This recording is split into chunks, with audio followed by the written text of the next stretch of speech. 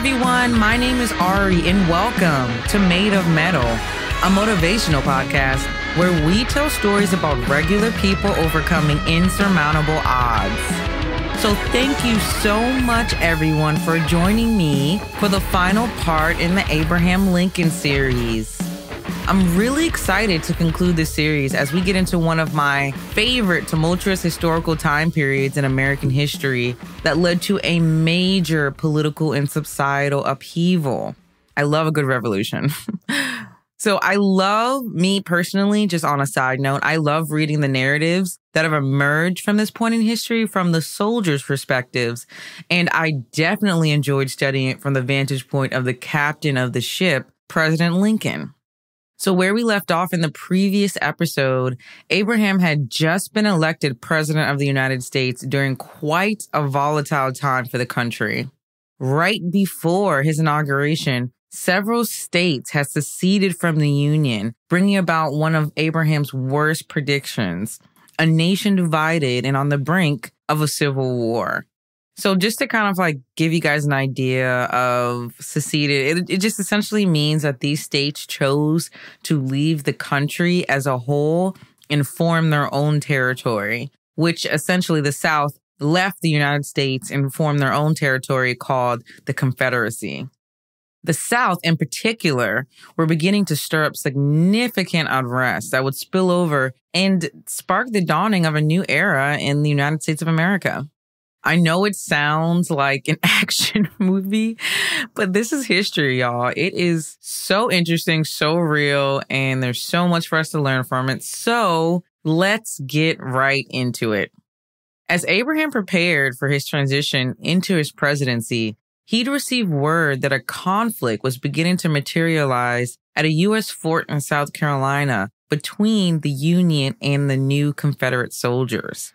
Fort Sumter was being threatened by the Confederacy, and their soldiers outside the fort were demanding to take it over, beginning to intimidate the Union troops within. Their tactics involved surrounding the fort and preventing provisions to be delivered to the weary soldiers inside. Following Abraham's inauguration, the Confederate troops flat out threatened to starve out the remaining soldiers within Fort Sumter. At the very brink and beginning of his presidency, Abraham had his very first tough decision to make. But don't forget, above all else, regardless of the means, Abraham wanted to preserve the Union in the country he loved so dear. Weighing his options on how to approach an obviously escalating situation at Fort Sumter, Abraham chose an initial strategy of nonviolence. Instead of attacking the troops holding the fort in siege, Abraham decided to alert the governor of South Carolina that he would be providing supplies and relief to those within the fort. Any resistance that was meant to prevent these resources from reaching their destination would be met with force. So he even had the courtesy to give a warning to the governor of South Carolina and just say, hey, no beef, dude. As long as you let me feed my folks, we're all good. But of course, it's never all good. So during that time, when he had alerted this governor of South Carolina that he would be approaching with supplies for his troops, he also had privately met with his own general and essentially was preparing and warning of a possible skirmish at the fort, giving explicit instructions to hold or retake the fort if necessary. So he was prepared to fight from the very beginning, although he was approaching with a mostly passive initial approach. Unfortunately, at news of his incoming provisions for those inside the fort, the Confederate soldiers requested the fort be surrendered completely and immediately. This request was, of course, denied. With this news, the Confederacy fired on the fort, beginning one of the bloodiest wars in U.S. history, the Civil War. Abraham immediately put out a call to arms to other states in order to gather troops for the Union Army. At this call to arms, states rallied together in terms of common interests, with the North and South clearly in opposition. During this time, 4 other states also seceded for the Confederacy. Thus began Abraham's newest position, from political participant to war strategist. What an incredible transition from the defensive to the offensive without a beat. And for someone as conflict adverse as Abraham, I couldn't imagine what was going through his head during this time. He didn't even have time to really enjoy his victory and enjoy the fact that he had reached the highest political position in the country all on his own. During the war, Abraham relied heavily on the advice of his generals as to determining the best course of action and attack for his troops. While he considered several peaceful strategies, Abraham believed the war would be won with a more aggressive and head-on approach.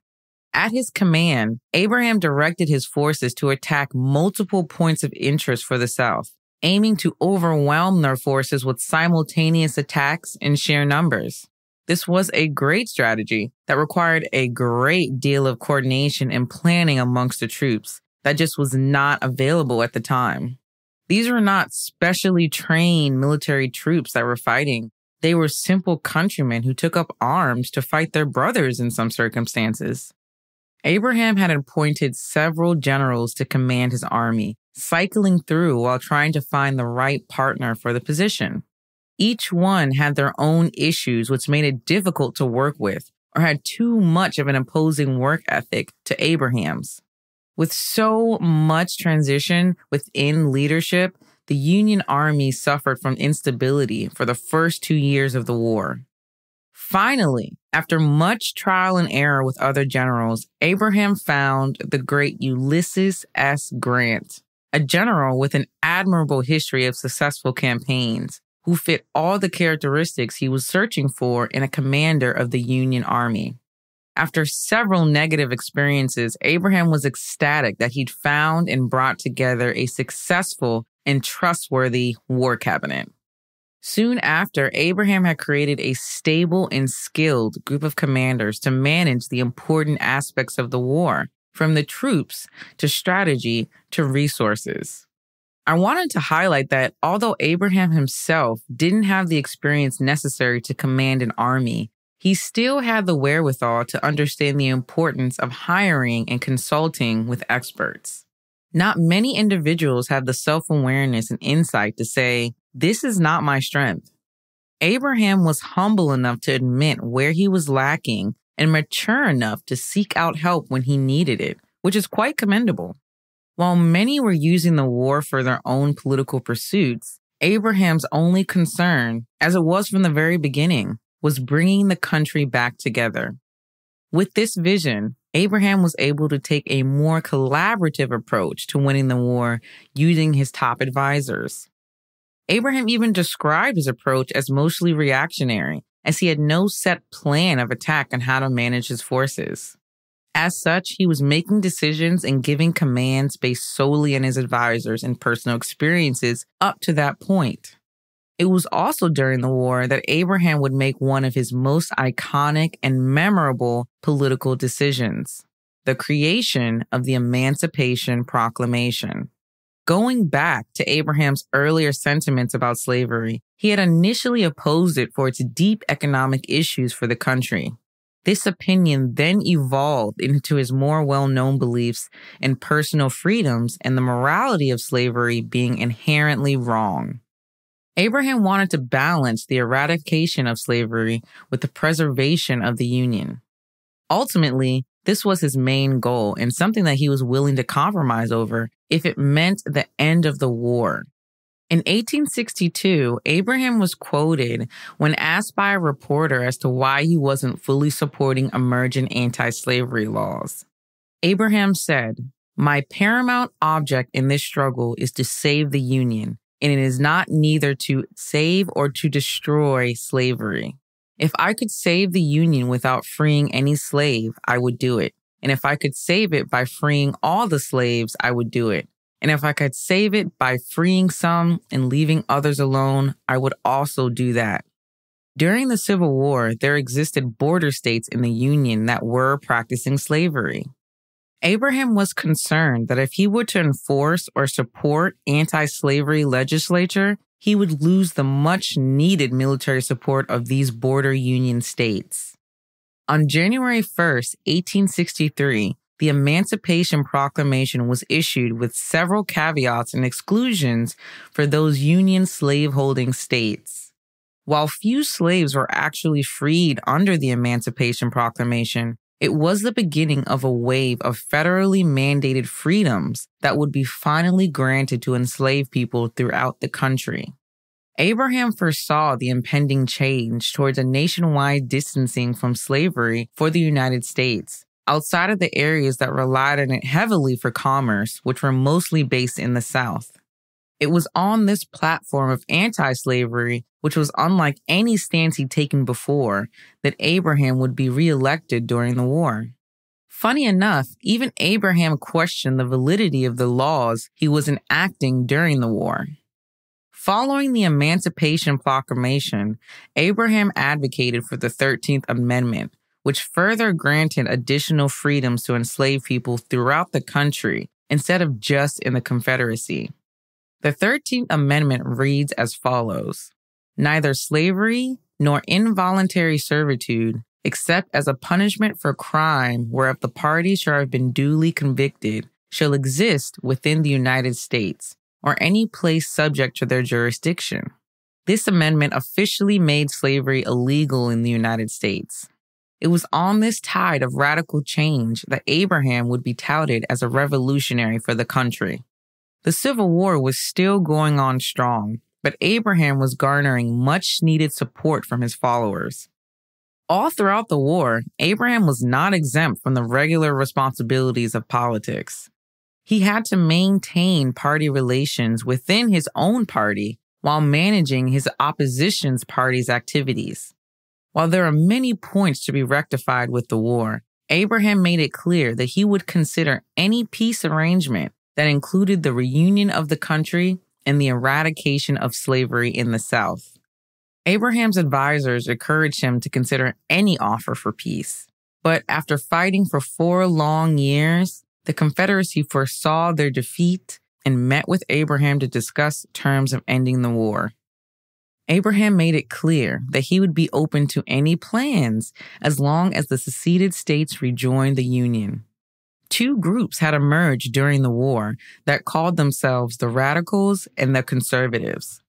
Each group had their own plan and vision for rebuilding the country, some based in partisan views and others in military strategy. Bringing the country together would not be easy, especially after such a polarizing and devastating war.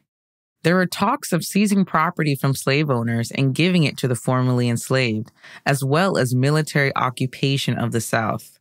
Abraham had plans of his own as well that centered around the huge task of integrating the newly freed population within the country. Abraham even introduced the idea of granting voting rights to newly freed African Americans, especially those that had served in the Union military. It was a daunting task, bringing essentially 2 opposing groups with completely different wants to a commonly agreed plan. There was much opposition and turmoil between the northern and southern states on just what plan would be the best for coming together. The ending of the war didn't bring about a magical solution either.